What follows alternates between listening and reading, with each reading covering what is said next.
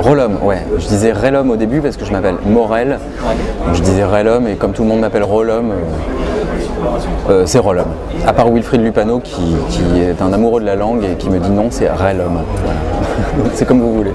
Ça fait Molaire, ça peut aussi faire Rommel, mais c'est beaucoup moins drôle. Je suis auteur de bande dessinée depuis une quinzaine d'années.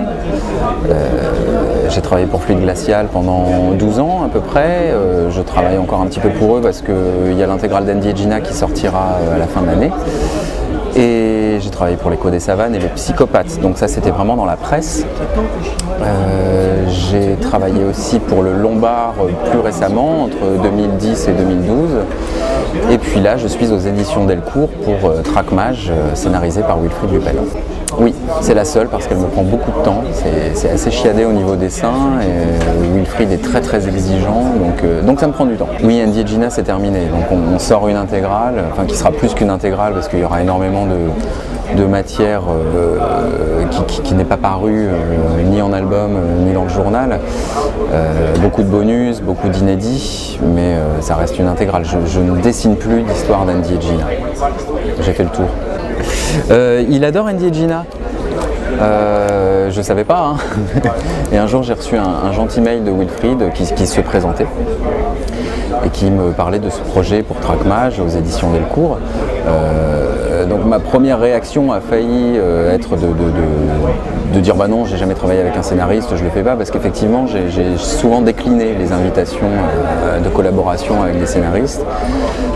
Je m'estimais suffisamment bien servi par moi-même, mais là c'est tombé à une période où je n'avais pas trop d'idées. Enfin j'étais un peu en mal d'inspiration, Andy et Gina était en train de se terminer, au Lombard c'était pas reconduit. Donc j'étais un peu dans une sorte de vide artistique et Wilfried est arrivé à ce moment-là. Donc je lui ai répondu bon, envoie toujours au cas où, je vais le lire mais bon.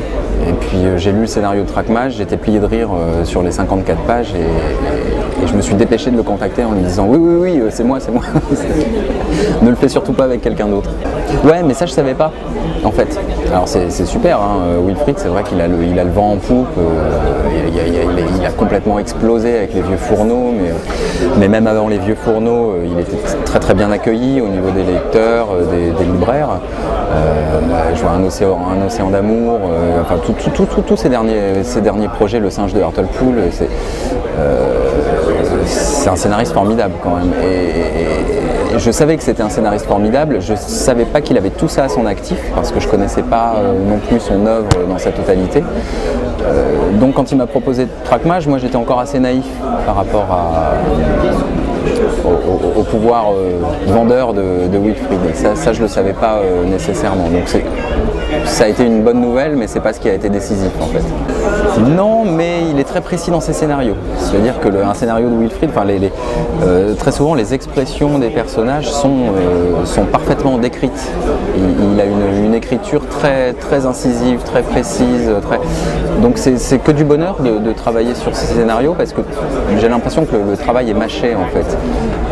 Effectivement, la cornebique, Myrtille, c'est moi qui l'ai dessinée, mais je l'avais déjà en tête en lisant le scénario.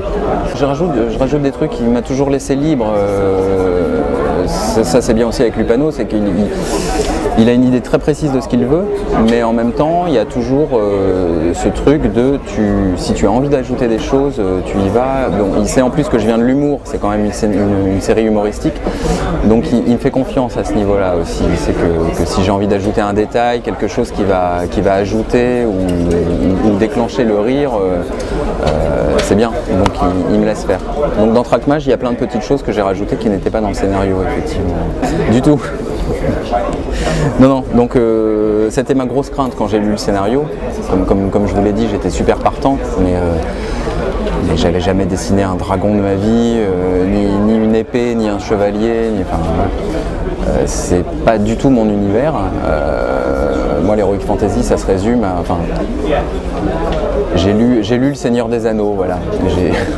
J'ai lu Tolkien, pas tout, mais c'est tout, en fait. Donc, j'ai dû voir 1 ou 2 films et ça s'arrête là. En bande dessinée, je ne lisais pas d'Heroic Fantasy. Je me suis vachement documenté. Aucun, parce que l'univers de Wilfried dans Traquemage est très bien décrit. Très bien écrit, donc je faisais du Google, hein. C'est-à-dire que dragon, je tapais dragon, je voyais à quoi ressemblait un dragon, et puis après bon, je dessine une dizaine de dragons, je me dis ah tiens, bah, ça va être cette esquisse qui va donner lieu à... Voilà, après j'ai tapé casque, épée, bouclier, enfin ce genre de choses, mais je ne me suis pas inspiré d'un univers particulièrement. Je me suis inspiré de l'univers qui était décrit dans le scénario. Ouais, je galère tout le temps en fait. On a tendance à penser, alors certains dessinateurs y arrivent, hein, on a tendance à penser qu'un dessinateur, ça y est, tout est acquis, il a son background, il a sa méthode, il a son expérience et il veut dessiner tel truc, il le fait quasiment à main levée. En fait ça c'est faux, à part pour de rares exceptions. Mais ça c'est faux, le travail de dessinateur c'est tout le temps se creuser la tête, essayer, gommer, recommencer, c'est laborieux, c'est très laborieux en fait le dessin. Donc beaucoup de choses me font galérer. Dans quel registre après ce serait... je suis très porté sur les visages, les expressions. Donc ce qui me fait souvent galérer, c'est trouver l'expression de visage parfaite, celle que j'ai en tête. Voilà, arriver à la transposer sur le papier, c'est ce qui me donne le plus de mal. Bon, après, il y a toujours ces histoires aussi de proportions, de points de fuite. C'est du travail continu. Alors à la fin d'Andy et Gina, j'étais devenu un peu feignant dans cette mesure où je m'interdisais pas mal de choses parce que je savais que j'allais pas pouvoir les dessiner. Mais c'est un peu le nivellement par le bas, c'est-à-dire que j'avais une idée de scénario pour Andy et Gina, je me disais ouah super, ça va être génial, et après je me disais ah ouais mais il va falloir que je dessine ça, ça va être long, ça va être chiant. Donc je changeais mon scénario pour ne plus avoir à dessiner ça et ça.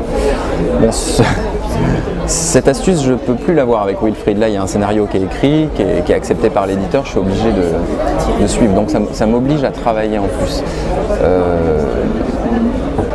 De la science-fiction écrite par Lupano, ouais. Ouais. Oui, bah, comme de l'Heroic Fantasy écrit par Lupano, je m'y mettrais, je m'y collerais. Ouais. Au western, j'adorerais. Par contre, il faudrait que j'apprenne à dessiner sérieusement les chevaux. Parce que dans le western, il y a les chevaux et ça, le cheval est très compliqué. Oui, on est sur 3 pour l'instant. 3-4, ouais, c'est ça, ouais. On est sur 3-4 pour l'instant. Maintenant, on verra si vraiment les lecteurs ne suivent pas et que la série ne marche pas trop, bah on s'arrêtera à 3.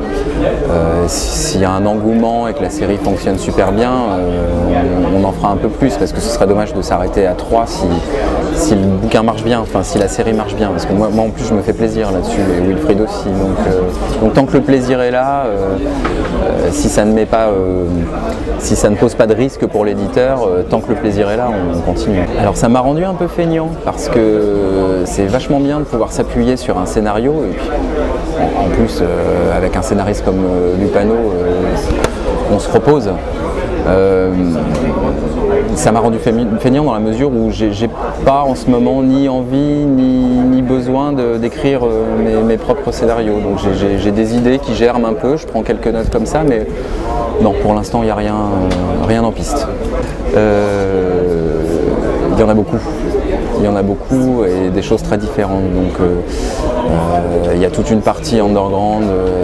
Bon, je suis un très grand fan de Crumb, toute cette école indé américaine des années 60, 70, 80. J'adore aussi le franco-belge. J'ai avant tout été nourri quand même à Astérix, Gaston et compagnie. J'ai passé 12 ans chez Fluide Glacial, donc ça m'a nourri aussi. Effectivement, les auteurs qui sont d'une génération un tout petit peu avant la mienne, enfin qui ont quasiment le même âge que moi, mais qui ont été publiés entre 5 et 10 ans avant moi, comme Blutch, Larsenet, Bouzard, tous ces gens-là sont une grosse influence pour moi aussi. Monty Python, Dupontel, là, bon, j'en ai pas d'autres en tête, mais évidemment, il y en a. Enfin, il y a les nuls aussi dans les années 80, ça m'a beaucoup marqué. Alors, il va me falloir du temps, là, tu peux couper. Si, c'est intéressant ça comme question. Alors, je vais citer quelque chose de très classique, en fait. Si c'est pour un scénariste, ce serait Goscinny. Et pour un dessinateur, je suis impressionné par tellement de dessinateurs que c'est pas facile. Alors, je vais en revenir à Crumb. Je sais pas pourquoi, mais Crumb, au niveau du dessin, me fascine complètement. Donc ce serait ça. J'essaierai de rentrer dans son cerveau pour pouvoir tirer toutes les ficelles en prenant soin après de justement ne pas faire la même chose